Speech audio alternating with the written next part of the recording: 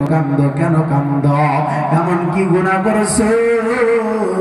ওই গুনাহের জন্য তুমি শুধুমাত্র কাঁদতেছো কেন? আল্লাহর নবী যখন এই কথাটা বললেন, কেন কান্দ কেন কান্দ, আল্লাহ রাব্বুল আলামিনের হাবিবের সম্মুখে ওই বান্দাটা বলতেছেন, নবী গো, আমি এমন একটা গুনাহ করছি গো, আমার মতো গুনাহ দুনিয়ায় কেউই করে নাই। আমার স্ত্রী গর্ভ হয়েছে, আমার স্ত্রী হামেলা হয়েছে, আমার স্ত্রী যখন প্রেগনেন্ট হইয়া গেছে গো নবী, আল্লাহ নবী গো, আমি বিজনেসে যাইব, আমি বিজনেস করতে যাইব গো নবী। আল্লাহ নবী গো, আমার স্ত্রীকে বলে গেলাম, ওই স্ত্রী সাহেবা, আর তোমার গর্ভ থেকে যে সন্তানটা হবে রে, যদি পুত্র সন্তান হয় রাজকুমারের মতো ভালোবাসবা, রাজকুমারের মতো তুমি সাজাইয়া রাখবা, আর যদি কন্যা সন্তান হয় এই কন্যা সন্তানটাকে তুমি ভালোবাসবা না, ওই কন্যা সন্তানকে দুনিয়া রাখা যাবে না, সমাজের মধ্যে মান ইজ্জত থাকবে না। সুতরাং ওই কন্যা সন্তানটাকে গলা টিপিয়া মারতে হইলে মারতে হবে। ওই কন্যা সন্তানটা জানো আমি বাড়িতে আসিয়া জানো না পায়। আল্লাহ নবীর সম্মুখে ঘটনা বলতেছে, আল্লাহ নবী এই ঘটনা শুনতেছে, আর সেই লোকটা নবীকে বলে, নবী গো, আমি কিন্তু আমার মেয়েটার কথা বলিয়া গেলাম গো নবী, আমার স্ত্রী সাহেবা যখন 10 মাস হইয়া গেছে, যখন গর্ভ খালাস হইবে, আল্লাহ নবী আমার স্ত্রীটার গর্ভ থেকে সন্তান ভূমিষ্ঠ হইয়া গেল। একটা বার লক্ষ্য করে রে বাজান, কোন মা জগতে আছে নাকি নিজের সন্তান ভূমিষ্ঠ হওয়ার পর গলা টিপিয়া মারতে পারে রে বাজান? আমার ভাইরা বাবারা, ও বাজান রে, মা কোনদিন সন্তানকে মারতে পারে না, মারে না, মা কোনদিন সন্তানকে মারতে পারে না। আর মাটা ভূমিষ্ঠ হওয়ার পর জীবনের সমস্ত কষ্ট গুলা 1 সেকেন্ডের মধ্যে ভুলিয়া যাই রে বাজান। মুফাসসির আলাইহির রহমা বলেন, এই মাটা 10 মাস 10 দিন যখন গর্ভ হালতে থাকে, ওই মাটা আমল নামার মধ্যে নফল ইবাদত করার মতো সওয়াব দেওয়া হয়, নফল হজ করার মতো সওয়াব এই গর্ভবতী মার আমল নামার মধ্যে লেখা দেওয়া হয়। একবার জোরে বলা যাবে নাকি সুবহানাল্লাহ? আমার ভাইরা বাবারা, একটা মা কোনদিন সন্তানকে মারতে পারে না, পারে না। এইবার নবীর সম্মুখে আসিয়া এই কথাটা বলতেছে, বাজান কষ্ট হইতেছে আপনাদের, বাজান রে,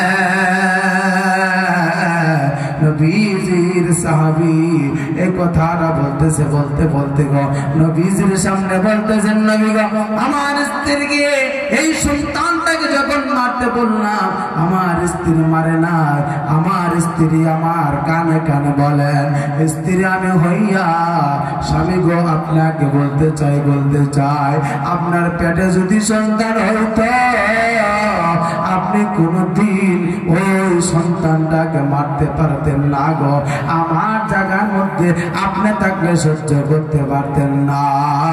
স্বামী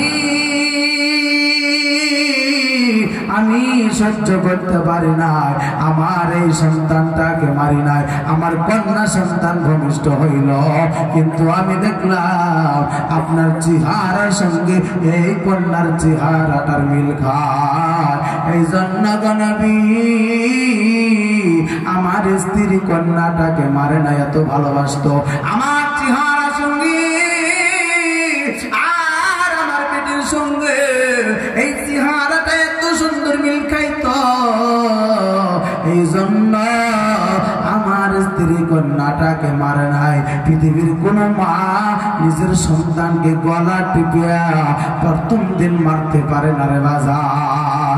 আমার ভাইরা বাবারা, গর্ভে যখন সন্তান থাকে, নতুন নতুন যারা বধূর স্বামী হইছ, নতুন নতুন যারা বাবা হইছ রে বাজার, ওই যুবক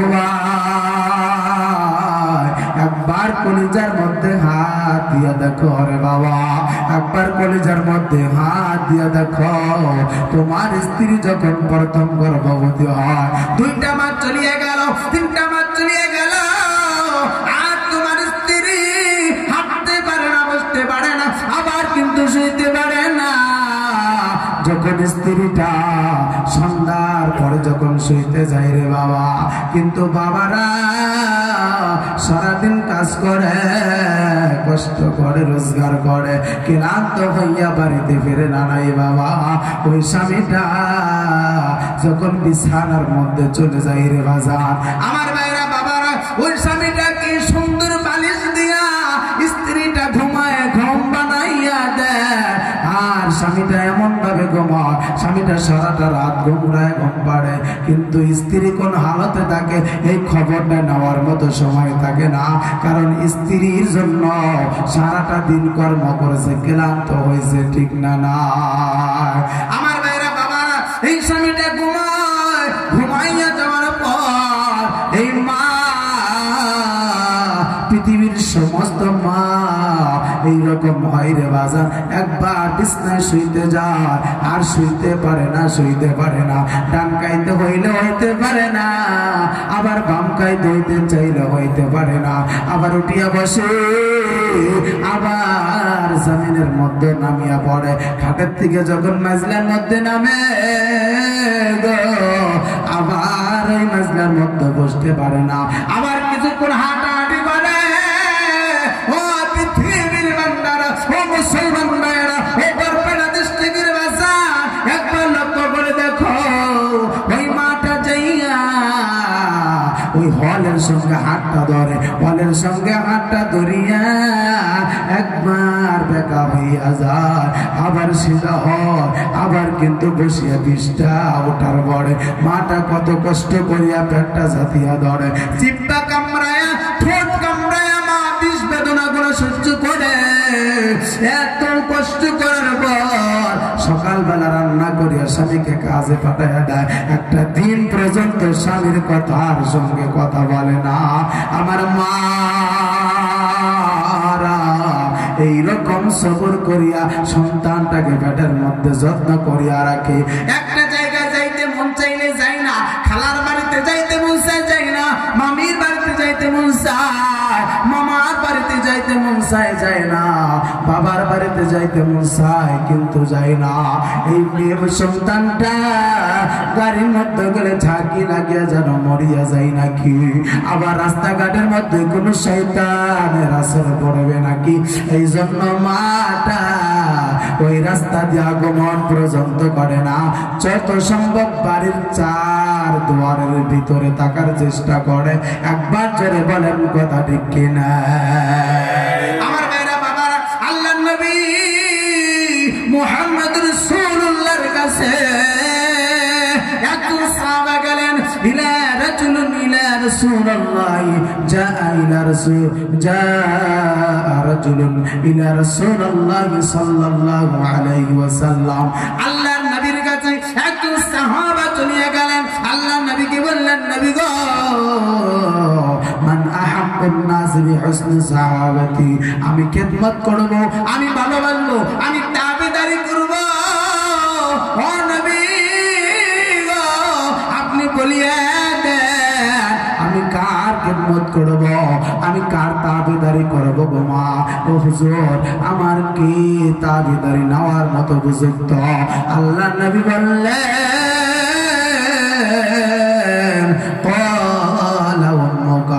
তোমার মার খেদমত তুমি করো। আবার প্রশ্ন করলেন, ওলা সুম্মা মান, ও নবী গো, আবার কার খেদমত করব? নবী বললেন, ওলা উম্মুকা। আবার নবীর কাছে ওই সাহাবীটা আবার প্রশ্ন করলেন, ও নবী গো, ওলা সুম্মা মান, আবার কার খেদমত করব? আল্লাহর নবী বললেন, ওই সাহাবী রে, ওলা উম্মুকা, তোমার মার খেদমত তুমি করো। তিনটা বার প্রশ্ন করলো, মার কথা নবীজি বলিয়া দিলেন। আবার চতুর্থবার যখন প্রশ্ন করলেন, ওয়ালা তুম্মা মান, আল্লাহর নবী বললেন ক্বালা বুকা, তোমার বাবার খেদমত তুমি করবা। তিনটা বার কেন বললো বাবা? মুফাসসির আলাইহির রাহমা এই হাদিসটার বর্ণনা করতে যাইয়া ওই মুফাসসির আলাইহির রাহমা কয়েকটা বর্ণনা করেছে রে বাজার। তার মধ্যে একটা বর্ণনা বাবার কথা একটা কেন বলা হলো, মার কথা তিনবার কেন বলা হলো? একটা বর্ণনা সহজ বর্ণনা, ওই মাটা 10 মাস 10 দিন পেটের মধ্যে রাখার কারণে যত ওজন সহ্য করেছে, কত কষ্ট সহ্য করেছে রে, ওই কষ্টের কিঞ্চিত বাবা কষ্ট করে না। এই জন্য ওই সন্তানের খেদমত মার কথা তিনবার বললেন নবীজি। বাবার কথা একবার বললেন বাবা। ওই মাটা সারাটা রাত কাটাইলো, আবার সারাটা দিন কাটাইলো, আবার এইভাবে 10টা মাস 10টা দিন কাটাইলো। আর ভূমিষ্ঠ যখন হইতে যায় বাজান রে, যারা নতুন স্বামী আছো একবার চিন্তা করো, নতুন বাবা যখন যেদিন হইতে গেল ওই দিন স্ত্রীটা বিদায় নিয়া ওই অপারেশন থিয়েটারের দিকে লক্ষ্য করে আর স্বামীর চেহারার দিকে লক্ষ্য করি। দুটা চোখের বাণী বোবা জানোয়ার মতো ফালা, আর স্বামীকে বলেন স্বামী গো কত ভালোবাসছেন আমাকে, আপনি কত ভালোবাসলেন, এত ভালোবাসলেন গো স্বামী, আপনার কাছে সব দায়িত্ব রাখিয়া গেলাম। ওই তো দেখা যায় ওই অপারেশনের থিয়েটারে যাইব, ওই স্বামী গো কত কষ্ট করিয়া বাড়িতে ফিরছে, কোনদিন আপনি আমার সবজির কথা খারাপ বলেন নাই, খানার কথা খারাপ বলেন নাই, আমার কথা খারাপ বলেন নাই গো স্বামী। আপনি সর্বহারাতে আপনার নিজের কষ্টকে আপনি ভুলি আমার কষ্টকে মনোভাব করেছেন গো নবী। ও স্বামী গো, আপনার হাতে চাবিটা রেখে গেলাম, আপনার হাতে আমি দরওয়াজার চাবি রাখিয়া গেলাম, আপনার হাতে আমার এই টয়লেটের চাবিটা রাখিয়া গেলাম, আপনার হাতে আমার সিন্ধুকের চাবি রাখিয়া গেলাম। আমার সন্তান পেটে, এই সন্তানটা দুনিয়া আসবে আর সন্তানের দায়িত্ব আপনার কাছে। আল্লাহ তাআলা করুক স্বামী, এই সন্তানকে ভূমিষ্ঠ করতে যাইয়া আমি যদি ইন্তেকাল আপনি আল্লাহর রাস্তাকে মাফ করিয়া দিবেন, এরকম বলিয়া স্বামীর কাছ থেকে মাফ নিয়া ওই থিয়েটারে চলে যায়। আর স্বামীটার কথা বারবার মনে করে আর স্বামীটার চেহারা সামনে আসে পড়ে আর মনে করে আমারে আল্লাহ তাআলা, ও আল্লাহ গো আমাকে আপনি যতই যাই কিছু কষ্ট দেন, আপনার জাতের কসম লাগে আমার জানটা বাইর করিও না। আমি 10টা মাস 10 দিন আমার সন্তান আমার পেটে ছিল কষ্ট করেছি, আমার এই সন্তানের চেহারাটা দেখার তৌফিক দিও। আমার মেয়েরা বাবারা গর্ব যখন ভূমিষ্ঠ হয় ওই সময় যেটা কষ্ট একবার মৃত্যু যন্ত্রণার কষ্টের বাজা, ওই কষ্টটার থেকে যখন ভালো হইয়া যায় বাজান রে, ওই মাটা সন্তানের দিকে লক্ষ্য করে যখন প্রথম দিক লক্ষ্য করার পর মাটা বলে সোনামণি রে, রক্তর দিকে লক্ষ্য করে না, পশার দিকে লক্ষ্য করে না, রক্ত মাকে সন্তান নিয়া গালের মধ্যে চোখ মন্দায় আর বলে আমার তামাম কষ্ট বলে আমি খাইতে বলতে বুঝতে পারি নাই, আমি শুইতে গেছি শুইতে পারি নাই, আমি হাঁটতে গেছি হাঁটতে পারি নাই, কিন্তু এই সন্তানটা লাথি মারতো, এই সন্তানটা হাঁটতে কোথা মারতো, আমার ক্ষুধার যন্ত্রণায় আমি খানার প্লেটটা সম্মুখে নিলাম, এই সন্তানের লাথির কারণে আমার খানার প্লেটটা আমি ধরে দিছি, আর এই সন্তানটার মায়ের এত কষ্ট, আজকে সন্তানটা আমার সম্মুখ আসলো। ও সাউনি মারা, ও আপনারা দাওই মা যারা আছেন, আপনারা যারা দায়ী দিছেন, ও দায়ী মারা আপনারা সকলে শুনে আল্লাহর দরবারে সাক্ষী রাখবে, আমি এই মাটা এই সন্তানটাকে আমি ভালোবাসিয়া মাফ করিয়া দিলাম, আমার জীবনের কষ্ট গোলা ভুলিয়া গেলাম। বাজান রে মা হইয়া সন্তানকে বলা চিতা মারতে পারে না।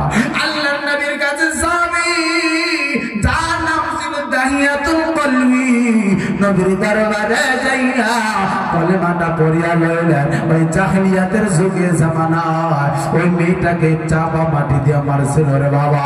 এত সুন্দর দেখা যাইতো, এত গুনাহ করতো রে বাবা, তবু আল্লাহ তাআলা তাকে নৈরাশ করে না। এই কথাটা বুঝাইতে যাইয়া এই ইতিহাসটা টানলাম রে বাবা। হযরতে দাহিয়াতুল কলবি নবীর দরবারে আসিয়া নিজের গুনাহের কথা একটু ভাবার পর নবীর দরবারে বলে, নবী গো আমার স্ত্রী মেয়েটাকে মারলো না, আমার চেহারার সঙ্গে চেহারা পলটকা, আমার চেহারার মতো চেহারা দেখা যায় গো। ও নবী আমার সহ্য হলো না, হঠাৎ করিয়া ওই মেয়েটাকে আমি নিয়ে গেলাম দাওয়াত খাওয়ার জুতা দিয়া। আমার মেয়েটাকে নিয়ে যাইতেছি, আমার স্ত্রী এত সুন্দর করে সাজাইয়া দিল, আর মানে মুক্তার হীরা ওই গয়নাগুলো পরাইয়া দিল গো। আমার সুন্দর স্ত্রীটা সুন্দর কাপড় পরিধান করাইয়া দিছি। ও নবী গো সন্তানকে ভালোবাসা মা বাবা ভালোবাসার নাম রাখে না নাই বাজান রে। নাম আছে আব্দুল জলিল, নাম আছে আব্দুল জব্বার, কিন্তু বাবা মা ডাকে আমার সোনামণি, আমার সোনার বাবা। ও বাবুরে বাবুরে একমাত্র মোহাব্বতের ডাক ডাকে না নাই। আমার বাইরা বাবা আল্লাহর নবীর সামনে হযরতে দাহিয়াতুল কলবি বলতেছেন, নবী গো আমার স্ত্রীটা মোহাব্বতের নামটা রাখলো জামিলা। জামিলার অর্থ হইল সুন্দর খুবসুরতি। আল্লাহর নবী গো আমি সহ্য করতে পারি না, আর সমাজের মধ্যে মুখটা দেখাইতে পারবো না। এই মেয়ে সন্তান যদি আমার বাড়িতে থাকে গো নবী, এই জন্য আমার মেয়েটাকে দাওয়াতের উসিলায় আমি নিয়ে গেলাম, আর আমার কাপড়ের তলের মধ্যে কোদাল নিয়ে গেলাম। ও নবী গো আমি বলতে পারি না, আপনি বুঝবেন, আমি ভালো করে বলতে পারি না গো, কিছু বোঝা যায় কিছু বোঝা যায় না। নবী গো তবু আপনি ভালো করিয়া জানবেন, ভালো করিয়া বোঝার চেষ্টা করবেন। নবী গো আমি এই মেয়েটাকে যখন নিয়ে যাই, আমার স্ত্রী দূর থেকে আসল দিয়া চোখের পানি মসি। আমি ডাক দিলাম রে ও দাহিয়াতুল কলবির স্ত্রী, কেন কান্দ রে? তোমার এই মেয়েটাকে তো আমি দাওয়াত খাইতে নিয়ে যাইতেছি। দাহিয়াতুল কলবির স্ত্রী বলে, আল্লাহর দরবার হাত ধরিয়া বলেন, মাবুদ গো এই জামানার মধ্যে এই পুরুষেরা তো বোঝে না মা কত কষ্ট হয়, এই সন্তানের জন্য কেমন লাগে গো। আল্লাহ তুমি তো সন্তানের মায়া করে যাই লাগাইছো। আয় আল্লাহ যে মেয়েটাকে দাহিয়াতুল কলবি দেখতেই পারে না, এই মেয়েটাকে কেন আদর করিয়া নিয়ে যায়। মা কিন্তু বুঝতে পারে রে, বিদাসের বাড়িতে সন্তানে কিছু হইলে কি হয়ে জানে না জানে আগে মাই। একবার জোরে বলেন কথা ঠিক কিনা? মা হইয়া জানতে পারলে রে ও বাজান রে, একবার ভালো করিয়া শুনিয়া আল্লাহ দাহিয়াতুল কলবির স্ত্রী কান্না করে, আর দাহিয়াতুল মেয়েটা দাহিয়াতুল কলবির মেয়েটা মাকে সান্ত্বনা দেয়, মা কানবা না কানবা না, আমি অতি তাড়াতাড়ি তোমার কোলের মধ্যে ফিরে আসব।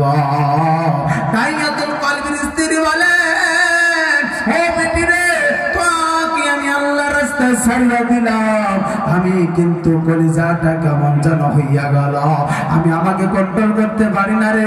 কেন রে দাইয়াতুল কলবি সুন্দর করিয়া নিয়ে গেলেন রে বাজান মরুভূমির মধ্যে গর্ত খোদে। এবার গর্ত খনন করতেছে, খনন করতে করতে করতে করতে ওই দাইয়াতুল কলবি ঘামিয়া যা, ওই মেয়েটা ওড়না দিয়া কাপড় দিয়া ওই দাইয়াতুল কলবির কপালের ঘাম গোলা মুছিয়া দেয়। বাজান রে ভালো করিয়া জানবে মেয়েরা বাবার বেশি পাগল হয় রে বাবা, বাবার বেশি মহব্বত করে। কেন গো কেন? এই মেয়েটা 18 বছর বাবার বাড়িতে থাকলে আর চিরদিন বাবার থেকে চলিয়া যাবে। এই জন্য আমার আল্লাহ কলিজার মধ্যে ভালোবাসা লাগাইয়া দিছি। কিন্তু দেখবেন বাবারা ওই মেয়েটাকে বেশি ভালোবাসে রে বাজার, আমার আল্লাহ তাআলা কলিজার মধ্যে ভালোবাসা লাগাইয়া দিছি। আমার ভাইরা বাবারা এবার দাইয়াতুল কলবি গাদা পূর্ণ করে এবার গর্ত খনন করতে যাইয়া শরীরটা ঘামিয়া যায়। আর ছোট্ট জামিলা ওই কাপড় দিয়া বাবার কপাল ঘাম মুছিয়া দেয়, তবু পাষাণের কলিজা নরম হয় না। আল্লাহর নবীর কাছে বর্ণনা করেন, নবী আমি সহ্য করতে পারি না, আমার দাইয়াতুল কলবি আমি হইয়া আমার মহাব্বতটা কোন জায়গায় রাখি আসলাম। নবী গো আমার মেয়েটা তো ভালোবাসে, আমার মেয়েটা তো ভালোবাসে গো, আমার মেয়েটা আমার হাত থেকে কোদাল নিয়ে খনন করে আর বলে বাবা এত কষ্ট করো কেন, এই মরুভূমি জায়গার মধ্যে এত কষ্ট কেন করো, আমি খনন করিয়া দেই তুমি জিরাও। এইভাবে মহব্বত করিয়া নবী গো আমার জামিলা এইরকম করিয়া ভালোবাসে। আবার যখন গর্ত খনন হইয়া গেল ওই সময় আমার দাইয়াতুল কলবি আমি হইয়া আমার সন্তানকে বললাম, ওরে মেয়েরা জামিলা আমি এত কষ্ট করিয়া খনন করলাম, দেখো কেমন দেখা যায়। দেখতে যখন কিনারে চলে গেল নবী আমি এত বাসা আমার কলিজার টুকরা আমার জামিলাকে ধাক্কা দিয়া সে খননের মধ্যে পালায় দিলাম। গর্তের মধ্যে যখন পালায় দিছি আমি আজ উচ্চ করতে কেমন যেন পারি না, কলিজার মধ্যে পুড়ে যায় আজ তার কথা মনে হয়। বাজার রে সন্তান যখন বাড়ির থেকে আপনি যখন বাজারে যাইবেন ওই সন্তানটা গাড়িতে ওঠার জন্য চেষ্টা করে না নাই বাবা, কান্না করে আর বলে বাবা গো তোমার সঙ্গে আমি যাব। এই সন্তানটার কান্না দেখিয়া কিন্তু বাবা সহ্য করতে পারে না। বাজান রে এই দাইয়াতুল কলবি ওই জায়গা থেকে চলে গেলেন, অনেক দূর চলে গেলেন, চলে যাইয়া নবীজির দরবারে বলেন নবী গো আমি যখন দূরে চলে গেলাম আমার দাইয়াতুল কলবির কলিজা কেমন যেন নরম হইয়া গেল। আর জামিলার কথা মনে পড়ে, জামিলা যখন পড়ে গেল আমাকে ডাকে আব্বা আপনি আমার বাবা হইয়া আপনি কেন গো আমাকে গর্তের মধ্যে ফেলাইয়া দিলেন? এই গর্তটা আমি আপনাকে করতে দেই নাই, আমিও খুঁজেছি আপনার কষ্ট হয় বলে। আব্বা গো আপনি কেমন করে আমাকে ফালাইয়া দিলেন গো আব্বা। আব্বা আব্বা আব্বা ও নবী গো আজ পর্যন্ত যে জামিলার আব্বার ডাক আমার কানের মধ্যে বলছে, আপনার দরবারে বলি আমার জামিলাকে তো জীবনে আর পাইব না, পাইব না। ও নবী গো আপনি বলেন আমার জামিলাকে হাসরের ময়দানে পাবো নাকি গো? নবীজি বলেন দাইয়াতুল কলবি রে তুমি আল্লাহর দিকে অগ্রসর হও, তওবার দরওয়াজায় দাঁড়াও, কলেমাটা তুমি পড়িয়া লও। নবীর দরবারে কলেমা পড়লেন আর নবীর কাছে জীবনের সমস্ত গুনাহের কথাগুলো প্রকাশ করলেন।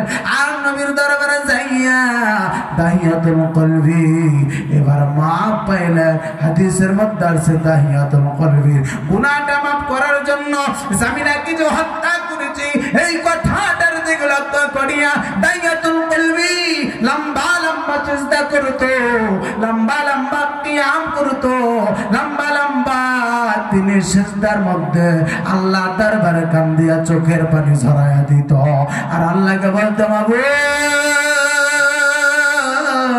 আমার জামিনাকে তুমি আমাকে বিশ্ব হাসরের ময়দানে আমি বাবার কলিজায় তুমি দিও। সন্তানের জন্য বাবার কেমন লাগে? আমার ভাইরা বাবার হযরত দাহিয়াতুল কলবি রাদিয়াল্লাহু তাআলা আনহু নবী দরবার থেকে আল্লাহর নৈকট্য লাভ করিয়া ফেলাইল। দাহিয়াতুল কলবি আল্লাহ নবীর বিশিষ্ট সাহাবী হইয়া গেল। দাহিয়াতুল কলবির গুনাহ মাফ হইয়া গেল। আমার ভাইরা বাবারা, এত বড় অপরাধ করার পরে নিজের সন্তানকে মারার পরে বাজান রে দাহিয়াতুল কলবি এত গুনাহের দিকে অনুতপ্ত হইয়া নিজের জীবনের যত মাল ধন দৌলত ছিল রে বাজার, বাড়ির মধ্যে কিন্তু বাগান ছিল। দাহিয়াতুল কলবি জীবনের সমস্ত মালগুলা নবীর দরবারে ছাড়িয়া দিত আর নবীকে বলতো, নবী গো আপনি আমাকে মাফ করেন, আমি দাহিয়াতুল কলবির যত বিজনেসের টাকা, আমি দাহিয়াতুল কলবির যত আমার রোজগারের ধন সম্পদ গুলা আমি এই পৃথিবীতে আমি আর বাস্তবায়ন করব না, আপনার দরবারে দিয়ে দিলাম। ও নবী আপনি বলেন আপনি আমার মালগুলা নিয়া আমার জামিলার কথা বলতে পারেননি, আমার জামিলাটা আমার বুকে আসবেনি, এই জন্য তামাম মালগুলা আল্লাহ দরবারে বিলীন করিয়া দিলাম। আল্লাহ নবী গো আপনার কাছে আমি শুনতে চাই আমার এই দান গুলা কি কবুল হয়েছে নাকি? আল্লাহ নবী বলেন, গুনার দিকে অনুতপ্ত হইয়া কোন বান্দা যখন আল্লাহর দিকে রুজু হয় মালের মাধ্যমে, আবার সিজদার মাধ্যমে, রুকুর মাধ্যমে, রোজার মাধ্যমে, জিকিরের মাধ্যমে, তেলাওয়াতের মাধ্যমে গুনাহগুলো ক্ষমা করিয়া যেই বান্দার রুজু হয় ওই বান্দাটার গুনাহ আমার আল্লাহ মাফ করিয়া দিয়া ওই বান্দার দান গুলা কবুল করিয়া লয়, সন্দেহ নাই। আমার ভাইরা বাবারা, আমার বন্ধুরে, আল্লাহ রাব্বুল আলামিনের ঘরে এমন ভাবে কষ্ট করতো দাহিয়াতুল কলবি সহকারে নবীজির সমস্ত সাহাবীরা। আমার ভাইরা বাবা, যখন মসজিদে নববী বানানো হয়, নবীজি হিজরত করিয়া যখন মদিনায় চলে গেল, বাজান রে বাইতুল্লাহর দিকে নবীজি তাকায় আর কান্দে হিজরতে চলে গেল, মদিনায় চলিয়ে গেল। মদিনায় যাইয়া নবীজি মসজিদে নববী বানাইলো। আজকে হাজী সাহেবরা যায় এই যে মদিনায় চলে যায়, বাজান রে মদিনায় যাইয়া দেখে স্বর্ণ দিয়া ঝংকার লাগায়া রাখছে, স্বর্ণর দরওয়াজা আর স্বর্ণের মিম্বার দেখা যায় রে বাজার। ওই যে মসজিদে নববীর ছাদের দিকে তাকাইলে কোটি কোটি টাকার স্বর্ণ ঝুলাইয়া রাখছে। আর নবীর দরবারে ওই জায়গাটায় খেজুরের পাতা দিয়া আছিল রে বাবা, খেজুরের পাতা ছিল। আজকে সেই মসজিদে নববীর মধ্যে সিজদা দিতে গেলে কপালের মধ্যে আরাম লাগে, ভালো লাগে, শান্তি পাওয়া যায়, হাঁটুর মধ্যে আরাম লাগে, ভালো লাগে, এত আরাম পাওয়া যায়। আর সেই নবীর জামানায় ওই মসজিদে নববীটা এমন অবস্থা ছিল, নবীজির যে গায়ের মধ্যে মশা মাছি পড়া আরাম ছিল। নবীকে দেখিয়ে সাপ পর্যন্ত নবীকে সামনে যাইয়া মাথা নত করত, বাদ পর্যন্ত যাইয়া, সিংহ পর্যন্ত যাইয়া, নবীর সম্মুখে যাইয়া একবার বসিয়া পড়ত, নবীকে ওঠার চান্স দিত। এমন নবী গো, এমন নবী, এই নবীজিকে দেখিয়া পোকামাকড় পর্যন্ত সাইড হইয়া যাইত, নবীকে স্বাগতম জানাইত। আর সেই নবীর কাঁধে করিয়া মসজিদে নববীর মধ্যে কাঙ্কিরি পাথর আনিয়া নবীজি মসজিদে নববী বানাইল রে বাবা। এমন করে মসজিদে নববী বানাইল, সাহাবীরা বলে নবী গো আপনি কিন্তু এই পাথরগুলা টানবেন না, আপনি কাঙ্কিরি ঘাড়ে লইবেন না। আল্লাহর নবী বলেন সাহাবী আমি ইতিহাস করে গেলাম, আমার উম্মতেরা আল্লাহর ঘরকে ভালোবাসিয়া যারা একটা ঈদ দান করবে, যারা এরকম করে মেহনত করবে, তোমাদের মতো ধন সম্পদ গুলা দান করবে, ওই বান্দাটা দায়িত্ব আমার আল্লাহ নিয়ে নিবে। ওই বান্দার জন্য আল্লাহর জান্নাতে ঘর বানাইয়া দিবি। আমার ভাইরা বাবারা উঠবেন না বাবা, আপনার উঠাউটি করবেন না, পায়ে ধরিয়া বলি বাজান রে। আল্লাহ নবী বললেন মান বানা লিল্লাহি মাসজিদা, মান বানা লিল্লাহি মাসজিদান বানাল্লাহু লাহু বাইতান ফিল জান্নাহ।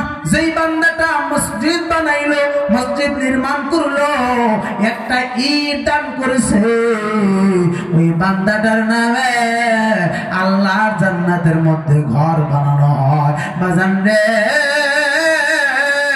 আল্লাহর নবী বলেন পৃথিবীর থেকে যখন মানুষ চলে যায়, চিরবিদায় হইয়া যায়, চার ছেলে চারটা খাটের পায়া ধরে আর বাবা বাবা করিয়া ডাকে, বাবা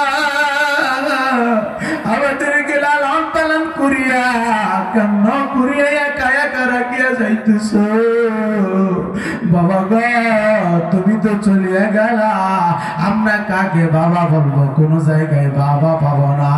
আমার ভাইরা বাবারা, বাবা চলিয়া গেল, সন্তান পৃথিবীতে রইয়া গেল, ওই বাবাটার জীবনের সমস্ত আমলের দরওয়াজা বন্ধ হইয়া গেল। কিন্তু তিনটা কাজ যদি করিয়া যাইতে পারে বান্দা, ওই বান্দাটা জীবনে সদকা জারিয়ার ছোঁয়া গোলা ওই কবরের মধ্যে শুইয়া শুইয়া পাইতে থাকবে। তার মধ্যে একটা হলো নেক সন্তান, নেক সন্তান, যে সন্তানটার শরীরের মধ্যে নতুন কাপড় পরাইয়া বাবা পুরান কাপড় পরিয়া ময়দানে যাইতো, ঈদগার ময়দানে যাইতো রে বাজার। আপনাদের হাওলে টাউনের ঈদগার ঈদের নামাজ আমি নিজেই 2 ট্রাম ধরে পড়াইতেছি। অনেক আল্লাহর বান্দা দেখি ছোট্ট ছোট্ট সোনা মনিদেরকে এত সুন্দর চকচকা, এত সুন্দর ভালো কাপড় কিনিয়ে দিছে, আর সেই সন্তানটা হাসে রে, হাসতে হাসতে আসে, আর সেই বাবাটার শরীরের মধ্যে ময়লা ময়লাওয়ালা কাপড় দেখতে পায়, পায়ের মধ্যে জুতা নাই, অন্যজনের জুতা দিয়া পাও ধুয়ে আসে, আর সেই বাবাটার ওই সন্তানের শরীরের মধ্যে লাল টকটকা কাপড়, এত দামি কাপড় কিনিয়া দিছে, নিজে যদি রোজগার করে না দিতে পারছে, বাজার আমি আপনাদের সম্মুখে আমি মৌলানা হিসাবে দাঁড়াইছি, আমি কিন্তু এত ধনী মানুষের ছেলে না। আমার জিন্দেগির মধ্যে একটা গেঞ্জি কাট দিয়ে 3 বছর মাদ্রাসায় পড়ছি, পাঞ্জাবি বানায়া দিতে সক্ষম আমার বাবা ছিল না। আমার বাবা আমি যেদিন মৌলানা পাস করে আসলাম, আমার মাথার মধ্যে পাগড়ি, এই দেখার জন্য আমাকে রিসিভ করার জন্য আমার ছোট্ট ভাই, আমার ভাই সাহেবেরা, আমার ভিনগোলা সকলে গ্রামের আশেপাশেরা গাড়ি ভাড়া করিয়া গৌরীপুর স্টেশনে চলিয়া গেছে। আমার ভাইরা রে 18 জন সাথে ছিলাম, পাগড়ি বান্ধে যখন গৌরীপুর স্টেশনের মধ্যে নামলাম, আমার বাবা যাইরা আমাকে যাইরা ধরল, জানাইয়া ধরিয়া প্রথম পাগড়ির মধ্যে চুম্বন করল রে বাবা, আর কান্দে কান্দে এতদিন আপনাদের বাড়ির থেকে গেছি, এই জায়গা থেকে আপনি কাঁদছেন আর রুমাল দিয়ে চোখটা মুছছেন বাবা। আজকে আপনাদের সামনে আসলাম, আর তো বিদাস যাবো না, আর তো বছর বছর থাকবো না বিদাস। বাজান গো আজকে কেন কান্দ? বাবা বলে বাজান কান্না তুই প্রকার রে বাবা, একটা হইলে দুঃখের কান্দা আর একটা হইলে সুখের কান্না রে। আমি এত কষ্ট করেছি, স্যান্ডেল সেলাই করে পড়েছি, আমি লুঙ্গি সেলাই করে পড়েছি, জামা সেলাই করে পড়েছি, আমার টুপির সেরাটা মাথায় দিছি রে, কিন্তু কোনোদিন নতুন কাপড় কেনার চেষ্টা করে নাই, কারণ একমাত্র তোমার এই মাথায় পাগড়ি দেখার জন্য। আল্লাহ নবীর মদিনা নবীর পাগড়ি তোমার মাথার মধ্যে দেখলাম, ওই বাজার রে আমার জীবনের সমস্ত কষ্ট বিসর্জন গুলো আমি সমস্ত ভুলিয়ে গেলাম। আজকে থেকে আমি নবীজির মহাব্বতের পাগড়ি দেখতে পারলাম বাজান রে। এই সময় একজন আমার সাথে ছিল হযরত মাওলানা রফিকুল ইসলাম সাহেব, ওই বিলাসী বাড়া তার বাড়ি। আমি তার চোখের মধ্যে পানি দেখতে পাইলাম, আর বললাম ভাই রফিক রে তুই কেন কান্দস রে? কান্দ বাইরে বাবা জানে না, তার কথাটা বলতে চায় বাজান রে। আমি বললাম রে রফিক এতদিন এক জায়গায় ছিলাম বলে আজকে পৃথক হইয়া যাইব, অনেকদিন বন্ধু বান্ধব এক জায়গায় থাকলে আমি যখন বিদায় হওয়ার সময় কান্না সেনা নাই বাজার, ওই সময় রফিক কান্না করতেছিল রে বন্ধু। আমার বাইরে বাবা রফিক, আমি বললাম ভাই রফিক এতদিন এক জায়গায় ছিলাম এই জন্য তুমি কাঁদতেছ, এই জন্য কাঁদতেছ নাকি রে? রফিক বলে ভাই জাহাঙ্গীর না রে, আমি এমন একটা দৃশ্য দেখলাম, সেই দৃশ্যটা দেখে কলিজা ফাটিয়ে আসা। ওই জাহাঙ্গীর আজকে তোর কি গরিবপুর স্টেশনে রিসিভ করতে আসছে তোর ভাইরা তোর বাবা, আরে আজকে তোর বাবা তোর এই পাগড়ির মধ্যে চুম্বন করেছে রে। আজকে যদি আমার বাবা থাকতো, আমার বাবা গাড়ি ভাড়া না করতে পারলো একা লাইন গাড়ি দিয়ে আসতো, আমার বাবার মধ্যে চুম্বন করতো, আজকে আমি মাওলানা হয়ে আসলাম আর আমার বাড়িতে চলে যাব। আমার বাড়িতে যাই আরে আমার বাবার বিছানা খালি চিরতরে গাড়ি দেব, আমি কার জানাজা পড়াইব। আরে আমি সঙ্গে সঙ্গে বললাম বাবা এই আমার বন্ধু রফিকুলের বাবা নাই কাঁদতেছে। আমার বাবা বুকের মধ্যে জড়াইয়া ওই রফিকুলের সন্তানের মতো ভালোবাসা দিল। আমার মেয়েরা বাবারা ওই বাবা যার নাই রে, বাবা কিন্তু সন্তানের খুশি ফুটাবার জন্য গাড়ি বেচতে দেরি করে না, বাড়ি বেচতে দেরি করে না। ওই বাবা যার নাই, ওই বাবাটা যারা চলে গেছে, ওই মাটা যারা চলে গেছে, নেক্সট সন্তান কার আছে? আপনাদের সম্মুখে আমি একজন আল্লাহর বান্দা দেখতে যাই, যে ঘরটা যে মসজিদটা আমার নবীর পবিত্র শরীর দিয়া টানিয়া টানিয়া মসজিদ বানাইতো, ওই নবীর মহব্বতে একজন আল্লাহর বান্দা আল্লাহর দরবারে মা বাবার পাগল গেছ, আল্লাহর দরবারে মাত্র 10,000 টাকা নিয়ে দাঁড়াইবা। আমার মা বাবা এত সম্পদের মালিক বানায় রাখিয়া গেছি, আমার বাবা আমাকে এত সম্পদের মালিক বানাইলো। হুজুর গো আজকে আমার বাবার কবরে জান্নাতের ঘর বানাবার জন্য আমার বাবার জন্য মাত্র 10,000 টাকা আল্লাহর ঘরের মধ্যে দান করিয়া দিলাম।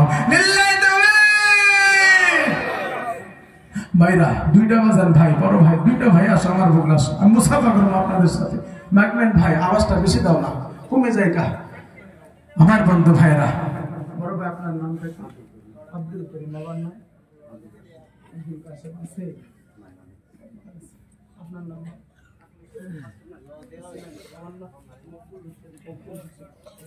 আলহামদুলিল্লাহ। এই যে দুটা ভাই, আপনার বাবা আছে? বাবা নাই? বাবা নাই, কথা বলতে পারতেছে না, চোখ দিয়ে পানি টবর টবর পড়তেছে, বাবার কথা মনে পড়ে গেছে। আল্লাহর ঘর বানাবার জন্য বাবার